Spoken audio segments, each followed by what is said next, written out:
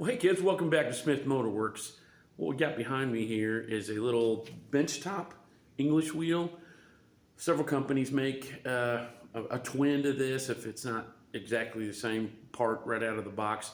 I know Grizzly makes one. This particular one right here is from Stark, so I don't know if Iron Man's got any hand in making these things. It sure don't seem like it because they've got quite a few, I would say, critical flaws to them. But they're just so cheap, it was hard for me to say no. It was Black Friday special. I think it was 80 bucks, 85 bucks or something shipped.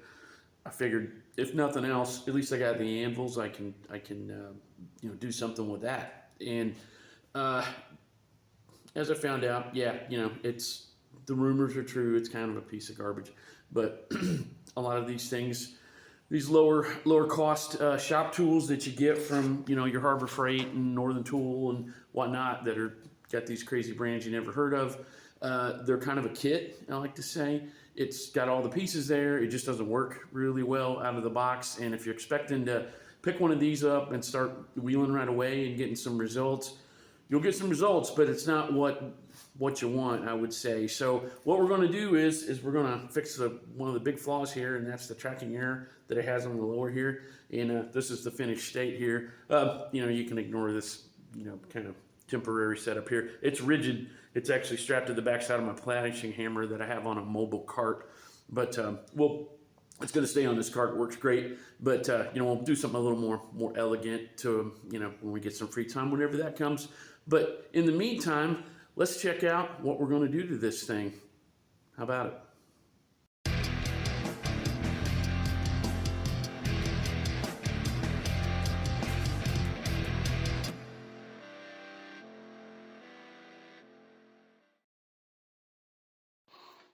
Okay, take a look at what we got here, and definitely ignore these holes that I got drilled in here. I'll explain what I was trying to do earlier, but we're not going to go that route. Basically, as you saw, this big kind of C-frame got the upper die or upper wheel, upper anvil here, and then an adjuster at the bottom, which is pretty much just a big piece of Acme thread here with a T-handle welded onto it, and it's loosey-goosey as could possibly be here. I'll show you, one of the major problems with it. This is the adjuster for the lower die here. In that screw that pushes it up and down, there's a little steel pill that fits inside of there, just to take up some slack. Just pops into this tube, and they all kind of stack into here. You can get in here without taking the upper wheel off. Sometimes I may have to do that. Bear with me here. Yep, I got it on there. Okay, so yeah, this part of it isn't really too elegant or high tech or anything. Even the big boys work this way too. But herein is the problem with this one. Like I said, you get what you pay for. The dies, it comes with a bunch of different radius dies, lower dies here. They're probably worth what you pay for the thing, or at least what I paid for the thing. But the rest of it leaves much to be desired. And I'll show you, as you probably guess, what's going to happen. You put whatever size you want in there, and this is really low crown there, 2.5 inch radius across the top there. But you can even see as we're bringing it up here, it's dancing around there like a steak in a hot oven. And not only, and we'll get to the other part, not only is the lower part of it an issue, this top isn't even square to the frame. It's going off at some angle, but I think we can probably tweak that. I'll heat it up and bend it or something like that and get it back in there. And it's loose in here too. All that stuff we could handle with shims, but I want you to see this because, man, it's bad. I'm not going to put a piece in here. I'm just lightly drawing it up here to show you what happens. But check that out. That's so bad, and tightening it doesn't make it any better.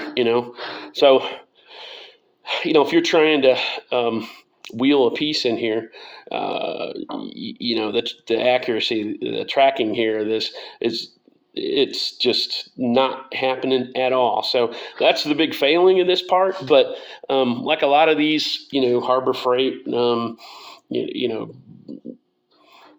I'm not going to name a bunch of them because some of them are good, but you know, just the cheaper tool house kind of products here that are, you know, usually from China. This is the deal, you know, that, like I've said before, they're kind of a kit more than anything else. So let's go through some of the things that I tried to do to get this, to at least get this part to where it's moving, you know, up and down, and not allowed to wiggle around so much. So let's check it out. All right. Well, we got something done. Let me tell you how we got here. I tried a couple different things. I was kind of dancing around what to do. The first thing that I did was I printed a sleeve, 3D printed a sleeve to go over this lower adjustable anvil holder here, and I couldn't really get it to where it was thick enough to not break, or thin enough to do anything, or thick enough to actually have an effect. So, you know, it was kind of not the right process to do with that. The next thing I did was and that's what, if you saw earlier where I said ignore the holes that were in this, I actually wrapped it. Well, before that, I wrapped it with HVAC tape, you know, for sealing ductwork together.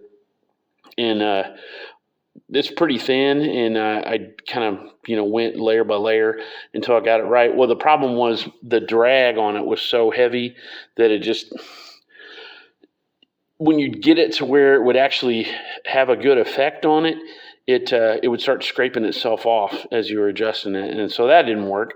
So I thought, all right, well, let's just get some flashing that I had, some old scrap metal, and I wrapped it. I made like a sleeve, kind of like what I was doing with the 3D printed piece, just really thin, you know, just kind of, you know, nothing special here, galvanized. I don't know what this is, like 22 gauge, or no, it's not even that thick. Very thin material to go around it, and then just kind of pop riveted it in there, and then ground the rivets down. And I just did it at random. That's why there was a bunch of holes in there.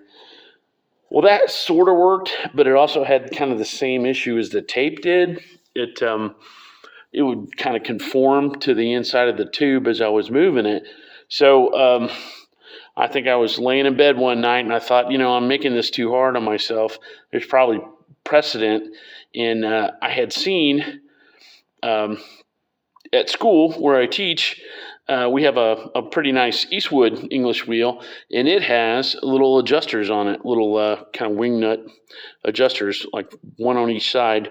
And it kind of point loads the adjuster here, and keeps it on center.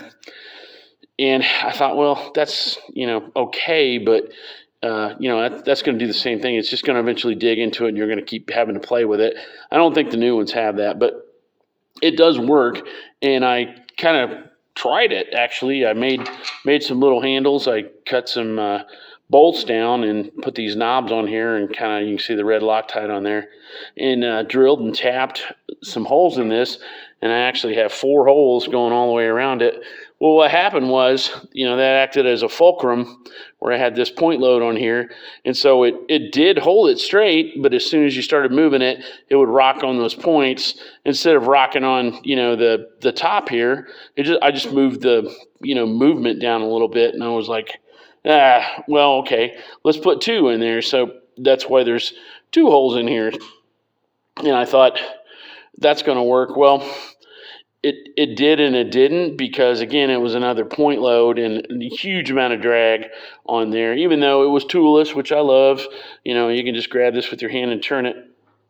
And I started thinking about, well, hey, you know, my mill, you know, has jib screws on there, GIB jib screws on there, where there's basically a like a set screw with like a grub point on it and a plate that slides in there, and you're pushing that plate up against it and loading it, and it's holding it in place. And that's not really for positioning, which this thing desperately needs, but it's more for a wear adjustment. I'm like, well, okay, let's, essentially this is like a worn out condition, so let's do the same thing. And I had seen other people kind of, put plates in here and jam it in there and hold it straight. It's eventually going to wear out if you do that.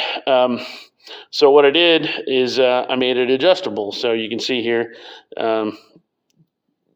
welded on two sides here, little nuts against the tube frame, and put the set screws in there. Now you can use whatever hardware that you want. I happen to have a whole bunch of M6x1 hardware. I mean, bolts, nuts, these set screws. It's just because I had it. You could use 1/4 inch.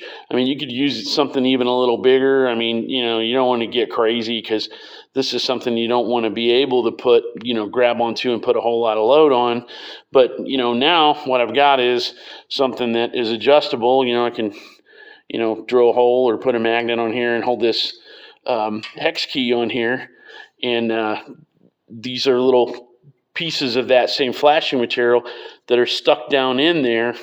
Same stuff I showed you a second ago. It's this stuff right here. It's just wedged down in there, bent over and folded over, and it's got duct tape on it. Just has a little handle so you don't cut your fingers up if you had to take them out. But I mean, it's basically just a flat plate for these set screws to push on to keep it straight. Now, if I would have had some, cast iron and brass is what jib plates are usually made of. Well, cast iron, this is so thin, it's probably going to be a trick to find something like that. The brass that I had was much thicker, and I just don't have any right now. So this is galvanized steel in here, which isn't ideal. But if I get some brass, I can put it in here, and I can put some, lubricant on there and make it move really, really smooth. But I will tell you, go back and look at how wobbly this thing was when we started the video, and check it out now. Now, is it perfect? No, but it is pretty good. And I think if there's any movement happening, it's probably in this upper wheel. And, we'll see what the response is to this video. If, you're interested in it, we'll go back, because I know how to fix this too. And I think we can get it pretty straight. Like I said, this is kind of low buck, cheap tool here, but now it's working the way it should. It's tracking, whether you can see that. It's really tracking good here. One other thing I did that you should know about is these axles that the lower dies ride on. All of them are made like this in the set. They're loose in here, and I can't remember where I saw this, but it's a good idea. I put some super glue, some CA glue on there just to hold them in place. I mean, because it don't take much, but I mean, it keeps them from falling out. The cart that I got this on isn't really exotic, but actually it's hose clamped on there. We'll do something a little nicer. It's actually butted up against my planishing hammer. But it's nice because I can move it, to where I'm doing the work. But, I would highly recommend super gluing these on here, because when you move it around, they just fall out. Or if you pick it up to change it, they drop on the floor. But, that's not really what this video was about. It was about getting this thing straight. And I'm going to call that a win, because look at that. I mean, this wheel's pretty wobbly, and it's not, it's kind of angled. Like I said, we'll fix that if there's interest. I'm going to fix it anyway, but if there's interest in seeing it, we'll let me know, and we'll make a video about it. But as far as getting this set, I did it. How about that? So, hope that was helpful. Oh yeah, one last thing. I'm not colorblind. I didn't have any green paint, so that's why it's blue here. We'll paint it all one color eventually. Well, how about that? I think that was pretty good, pretty informative. Like I said, you know, if there's interest in this, we'll work on getting this top trued up here. I mean, it's really pretty good right now. Well, you know, I mean, usable right now to where we can get, you know, some small shapes. This is never meant to make a, you know, a fender for an AC Cobra or something like that. This is, I'm going to make me a patch panel or a, you know, motorcycle tank or something like that. You know, something pretty small.